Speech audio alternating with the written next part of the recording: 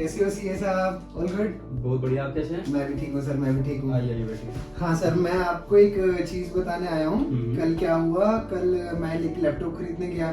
तो जब मैं लैपटॉप खरीदने गया तो उसका प्राइस था 1 लाख रुपए। ठीक है। और 1 लाख पे 18% जीएसटी था।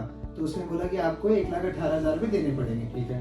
लेकिन आपने मुझे कहा था कि जब भी आप कुछ खरीदने जाओ तो अपना जीएसटी नंबर वहाँ पे लिखवा देना। बिल्कुल बिल्कुल। तो मैंने कल उससे कहा कि ठीक है, मैं तेरे को 1,18,000 पूरे दूंगा, बट जो तू बिल बनाएगा उसमें मेरा नाम और मेरा जीएसटी नंबर जरूर लिखियो। आपने इनवॉइस बनवाया? मैंने इनवॉइस बनवाया और ये आप एक बार देख लो।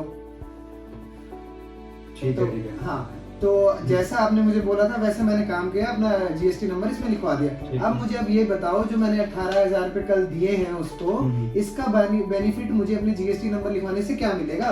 देखो, सबसे पहली बात जो आपने जीएसटी नंबर लिखवा के, सबसे बढ़िया बात आपने ये करी, लिखवाना बहुत जरूरी है। हाँ। दूसरी ओर जो आपने 18,000 का जो जीएसटी अमाउंट पे करा है ना, ये आपको कैसे वापस मिलेगा आपको बता देता हूँ। देखो, मुझे एक बात बताओ, आपने अभी तक सेल वगैरह करी है फर्नीचर की इस मंथ? कल ही सर 2 लाख रुपए का मैंने फर्नीचर बेचा है। बहुत बढ़िया। देखो, आपने 2 लाख का फर्नीचर बेचा सामने वाले को, उस पर 18% 36,000 का जीएसटी लगाया होगा। बिल्कुल 36,000 का लगाया। ठीक है। अब जब आपने जीएसटी लगाया 36,000 रुपए का, और जब 18,000 ऑलरेडी पे करके आए हो, अब क्या होगा, जब 18,000 ऑलरेडी पे करके आए, आपको आपकी ईसीएल एक चीज होती है, जीएसटी पोर्टल उसको बोलते हैं इलेक्ट्रॉनिक क्रेडिट लेजर। ठीक है, उसमें आपको अमाउंट मिल जाएगा एज अ क्रेडिट की तरह। और जो सामने वाले से 36,000 आपने लिए हैं, उसमें से 18,000 का कैश को जमा कराना गवर्नमेंट को कैश की फॉर्म में। हाँ। दूसरा जो आपका 18,000 ईसीएल में पड़ा हुआ है, ये आपका जाएगा डायरेक्टली यहाँ से क्रेडिट लेजर की फॉर्म में। ठीक है। 36,000 गवर्नमेंट के पास चले गए, लेकिन जो आपने 18 एक्स्ट्रा ले रखा है, वो आपको मिल जाएगा आपकी कैश की फॉर्म में, आपकी पॉकेट के अंदर। तो मेरे पास कैश आ जाएगा ना जब मैं अपनी आईटीआर भरूंगा, इनकम टैक्स रिटर्न? नहीं, कैश कुछ नहीं आएगा। देखो, पहली बात हाँ। कंफ्यूज मत करो आईटीआर और जीएसटी को। आईटीआर जो पार्ट है वो इनकम टैक्स का पार्ट है। ठीक है। उसको अलग करो, वो इनकम टैक्स में इनकम होगी तो टैक्स लगेगा। हाँ। लेकिन दूसरी जो जीएसटी है, उसमें क्या होगा, आपको जो आपने पे करा है ना, वो कैश की फॉर्म में नहीं मिलेगा, वो आपको आपके लेजर के अंदर मिलेगा। उसको बोलते हैं इलेक्ट्रॉनिक क्रेडिट लेजर, उसके अंदर मिलेगा आपको 18,000 का अमाउंट। और जब आप आगे सेल करोगे वो सेटअप हो जाएगा उससे।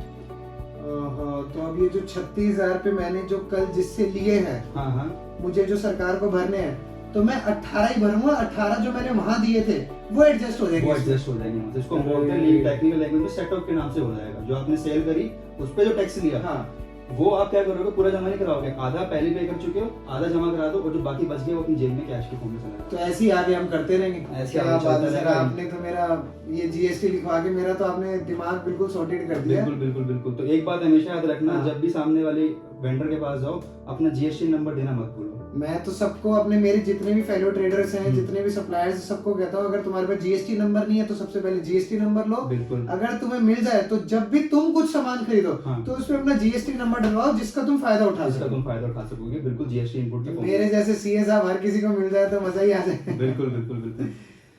तो सब अपने जीएसटी नंबर को रजिस्टर करो, जीएसटी नंबर लो, और अपना कुछ भी सेल परचेज करो तो जीएसटी नंबर का पूरा पूरा यूज करो। बिल्कुल बिल्कुल। ठीक और है। कोई भी क्वेरी हो तो मेरे सीए साहब से बात करो, आपकी बिल्कुल हेल्प करेंगे हम मिलके। Thank you. ओके।